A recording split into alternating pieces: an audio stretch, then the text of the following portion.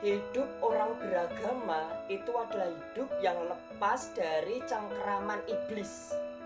Hidupnya orang beragama, hidupnya orang beriman itu adalah hidup yang berkebebasan. Hidup yang lepas dari lingkaran iblis. Tapi zaman sekarang banyak orang-orang beriman, banyak orang-orang yang katanya mengenal Tuhan, punya Tuhan, tapi hidupnya mengikuti keinginan iblis. Ketika iblis mempengaruhi dia, jangan berharap kepada dia, dia jadi gak berharap. Nanti kalau iblis mempengaruhi dia, ayo dekati dia, gini. Tak beritahu caranya, dia mendekati. Itu adalah pengaruh iblis. Iblis berusaha membuka peluang. Iblis berusaha membuka peluang di dalam aspek kehidupan kita. Tapi kita orang beriman, jangan pernah hidup mengikuti keinginan iblis. Hiduplah sesuai keinginanmu. Hiduplah sesuai kehendakmu, bukan kehendak iblis. Karena Tuhan memberi kita kebebasan. Kita sebagai manusia itu makhluk yang paling sempurna. Kita itu manusia makhluk yang paling sempurna. Kita makhluk yang spesial. Ngapain kita harus mengikuti keinginan iblis? Ngapain kita harus tunduk kepada perintah iblis? Kita tuh harus sadar diri. Kita manusia. Kita makhluk sempurna. Kita makhluk istimewa. Kita bukan ciptaan iblis, tapi kita ciptaan Tuhan. Kehendak Tuhanlah yang kita jalankan, bukan kehendak iblis. Orang-orang yang mengikuti keinginan iblis, orang-orang yang mengikuti kehendak iblis, mereka akan menjadi hamba-hambanya iblis. Karena mereka tidak mengikuti atau tidak menyesuaikan diri dengan kehendak Allah, tapi dia malah menyesuaikan dengan kehendak iblis. Kalau kita orang beriman, kita punya agama, kita hidup sesuai aturan agama kita. Kalau kita pengikut iblis, kalau kamu pengikut iblis, kamu akan mengikuti keinginan iblis. Karena apa? Banyak orang yang saya amati, kelihatannya mereka ibadah, datang gereja, ibadah, kelihatannya mereka jengkang-jengking, sujud ibadah, kelihatannya mereka menyembah-nyembah Tuhan. Tapi faktanya mereka hidup sesuai keinginan iblis, bukan keinginan Tuhan. Mereka berusaha mengikuti keinginan iblis. Nanti iblis bilang, aku minta tolong dekati dia, buat dia bersetubuh biar dia berzina. Dia ngelakuin perzinahan itu. Itu adalah tipu daya iblis. Lalu ketika iblis berusaha nakut-nakuti, nanti siapa yang menolong dia akan saya buat sengsara, akhirnya jadi takut. Itu tandanya apa? Kita lemah di hadapan iblis. Kita menjadi hamba iblis. Padahal Tuhan Allah semesta alam sudah menetapkan manusia sebagai makhluk yang derajatnya lebih tinggi daripada iblis. Iblis itu benci kita loh manusia. Iblis nyuruh-nyuruh kita, tapi iblis gak mau ngeliatin gitu. Iblis nyuruh-nyuruh kita supaya kita terjatuh di dalam lingkaran dosa. Karena iblis datang hanya untuk mencuri, membinasakan, dan mematikan saja. Alkitab tidak pernah bilang iblis akan membantu manusia atau iblis akan berbuat baik kepada manusia. Alkitab gak mengatakan iblis datang dengan sukarela kepada manusia. Tapi yang Alkitab katakan, iblis itu datang hanya untuk mencuri sesuatu dari dirimu. Lalu Alkitab bilang, iblis itu datang untuk membinasakan dan mematikan kita, supaya iman kita mati, supaya kita berbuat dosa. Itu jelas sekali di dalam Alkitab. Hati-hati dengan permainannya iblis. Iblis itu lidahnya sangat lincah. Di hadapan kita, lidah iblis itu sangat lincah. Itulah hebatnya iblis ya. Iblis itu sangat licik. Iblis itu pinter loh memelesetkan kata-kata. Nanti habis iblis membahas tentang Nyi Roro Kidul, nanti iblis bisa membahas tentang sabdo palon, nanti pindah lagi membahas tentang Yahudi, nanti iblis pindah lagi membahas tentang murtad atau yang lainnya. Iblis itu lidahnya tuh pandai sekali loh, memelintirkan kata-kata supaya kita terpengaruh, supaya kita mengikuti keinginan iblis. Kita tuh jadi manusia, jangan jadi manusia bodoh. Kita itu harus jadi manusia berkualitas, jangan jadi manusia bodoh. Ingat, kalau iblis sudah dinampakkan di hadapan manusia, kalau kuasa iblis benar-benar dinampakkan di hadapan manusia, itu tandanya akhir zaman semakin dekat. Gempa Megatrust akan semakin nyata, goncangan akhir zaman semakin nyata, perang Armageddon semakin nyata, perang dunia akan semakin nyata. Itulah kita tuh jadi orang tuh jangan jadi orang yang bodoh. Ditipu iblis kita ikuti terus.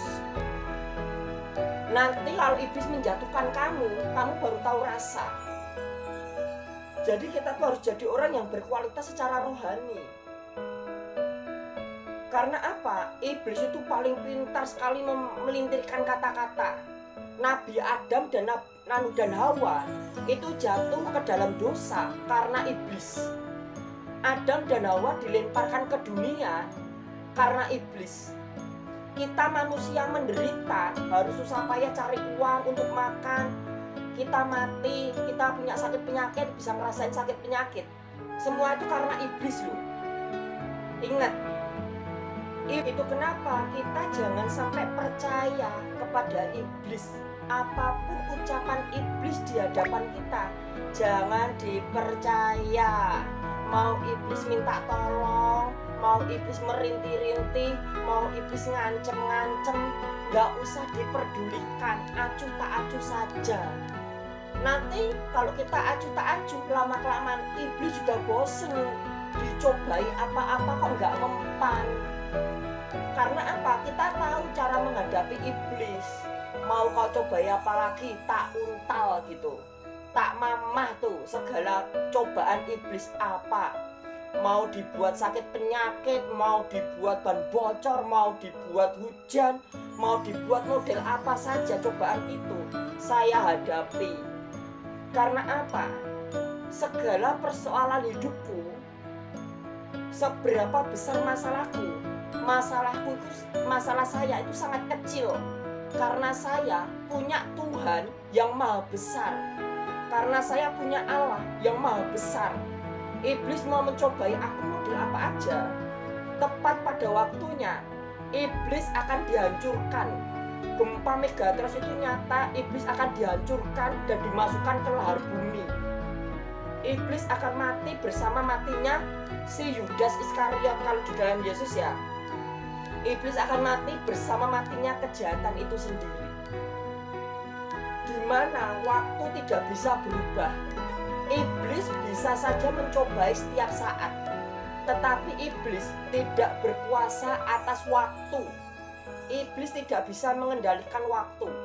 Waktu akan tetap berjalan dan akan terus berjalan sampai saat waktunya Tuhan tiba. Goncangan itu nyata atas bangsa Indonesia. Ini sudah bulan Oktober, tanggal 15 Oktober.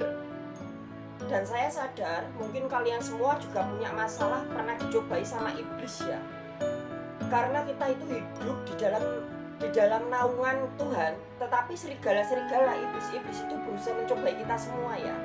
Mungkin setiap hidup kita cobaannya beda-beda gitu ya.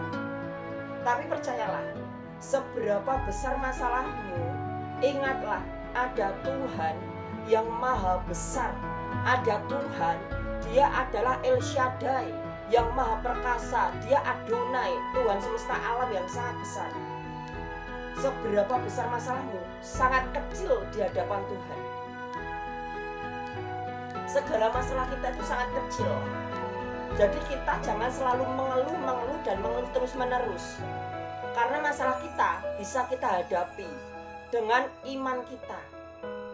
Aku juga selalu berdoa supaya keluargaku terhindar dari fitnah-fitnah iblis, supaya keluargaku diselamatkan di dalam nama Tuhan, saat goncangan nyata itu datang, saat goncangan akhir zaman itu datang atas bangsa Indonesia, aku berdoa untuk kakakku, karena kakakku sangat peduli sama aku. Motorku rusak, dia benahi, dia pinjamkan aku motor dia. Aku berdoa supaya kakakku diarahkan, karena saya terbuka dengan kakak saya. Kakak saya beritahu semuanya. Semua hal saya beritahukan kepada kakak saya. Sekalipun iblis berusaha mempengaruhi, percuma, karena kakak saya dan keluarga saya sudah tahu. Dan aku berdoa semoga keluargaku sendiri secara pribadi diselamatkan, bisa mengalami terobosan supernatural dan mengalami kuasa ilahi. Saya juga berdoa kepada kalian semua, semoga kalian diberkati oleh Tuhan dan kalian mendapatkan keselamatan ya. Dan semoga keluarga kalian juga damai sejahtera selalu dan tenang hidupnya sampai selama-lamanya. Dimana kita harus selalu berjaga-jaga dari segala tipu daya iblis. Kalau jujur saja, iblis itu kalau mencobai di dalam hidup saya itu kelihatan nyata loh. Tapi saya sangat mudah menghadapi segala macam cobaan iblis, karena saya tahu ada Tuhan yang akan selalu menopang saya. Begitu pula dengan kalian semua. Tentunya kita ingin merasakan kuasa ilahi. Kita ingin merasakan terobosan supernatural yang akan membuat kita masuk ke dalam surga melalui perjalanan menuju ke surga itu sendiri.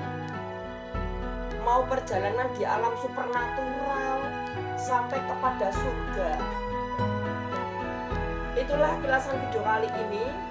Bila mana kalian ada pertanyaan, tanyakan saja di kolom komentar. Siapa tahu saya bisa menjawab pertanyaan Anda. Dan apa yang saya bahas kali ini, di mana saya menjelaskan dengan jelas. Hati-hati dengan tipu muslihat iblis.